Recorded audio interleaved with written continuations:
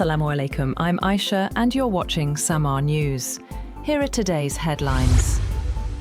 Pakistan has formally signed the Islamabad Memorandum of Understanding as the official mediator between the United States and Iran, marking a significant diplomatic milestone in efforts to end regional tensions. Prime Minister Shehbaz Sharif endorsed the agreement after it had already been signed by US President Donald Trump and Iranian President Masoud Pezeshkian. According to the Prime Minister's office, the signing formalizes Pakistan's role as mediator in the understanding reached between Washington and Tehran. Pakistan says US President Donald Trump and Iranian President Masoud Pezeshkian have digitally signed an Islamabad Memorandum of Understanding aimed at ending the conflict involving the US, Israel, and Iran and reopening the Strait of Hormuz. Prime Minister Shehbaz Sharif, in a statement, said both leaders endorsed the agreement, with Pakistan acting as mediator alongside Qatar. He said the MoU takes immediate effect and includes steps to halt hostilities and restore maritime flow through the key energy route. According to Sharif, the agreement outlines a broader framework for further negotiations on nuclear-related concerns and long-term peace, while formal discussions are expected to continue in Switzerland later this month. The United States has read out a 14-point interim agreement with Iran aimed at halting hostilities and opening the Strait of Hormuz, paving the way for a 60-day negotiation period starting Friday in Switzerland. The document outlines an immediate ceasefire, mutual respect for sovereignty, and a phased end to military operations. It also proposes the gradual lifting of the US naval blockade, restoration of maritime traffic, and a framework for Iran's safe commercial shipping through the Strait of Hormuz. The agreement includes commitments to prevent Iran from developing nuclear weapons, maintain existing nuclear status during talks, and establish a mechanism to resolve enrichment issues under international supervision. It also envisions sanctions relief, access to frozen Iranian assets, and potential economic reconstruction support.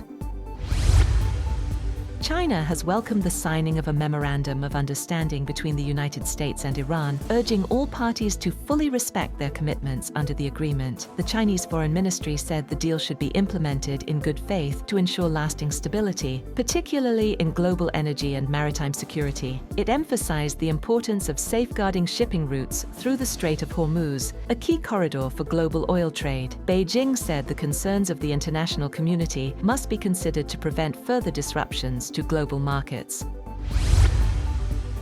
US President Donald Trump says he appreciated Chinese President Xi Jinping and Russian President Vladimir Putin for maintaining a neutral stance during the recent US-Iran conflict, saying their non-interference helped prevent further escalation. Speaking at a G7 press briefing in Evian-les-Bains, France, Trump said both leaders refrained from actions such as supplying weapons or escalating tensions, adding that their position made it a lot better. He contrasted their approach with that of some US allies, while noting ongoing concerns around strategic waterways such as the Strait of Hormuz.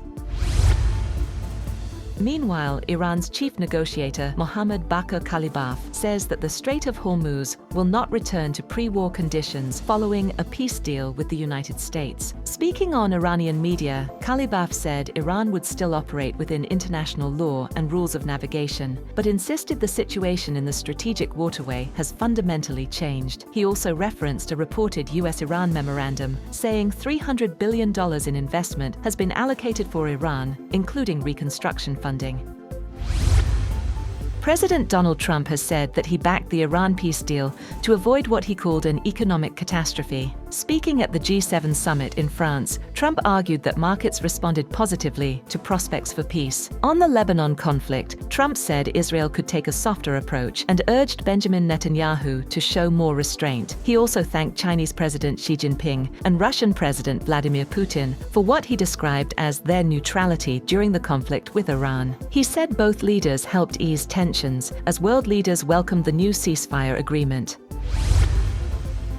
US Defense Secretary Pete Hegseth has announced a comprehensive review of American troop deployments across Europe, signaling a possible reassessment of Washington's military footprint on the continent. Speaking at NATO headquarters in Brussels, Hegseth said the review could last up to 6 months and would include consultations with the US Congress. He also warned that the United States could withhold part of its NATO contributions if member states fail to meet their defense spending commitments, criticizing criticizing what he described as free-riding allies that rely heavily on American military support.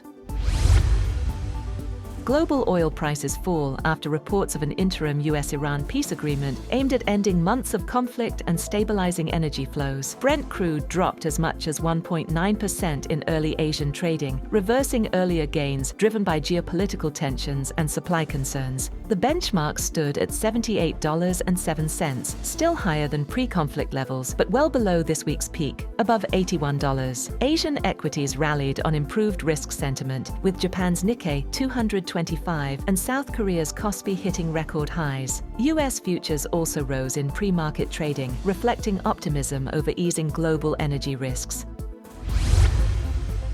Leaders of the G7 nations have called for a ceasefire in Lebanon and welcomed progress toward an interim agreement aimed at ending the conflict involving Iran. Meeting at the G7 summit in France, leaders also pledged to diversify global energy supply routes to reduce reliance on the Strait of Hormuz, a key artery for international oil shipments. The discussions come as details of a US-Iran ceasefire arrangements continue to emerge ahead of its expected formal announcement.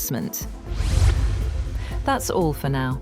For more updates, visit www.samaa.tv. Thank you for watching Samaa News.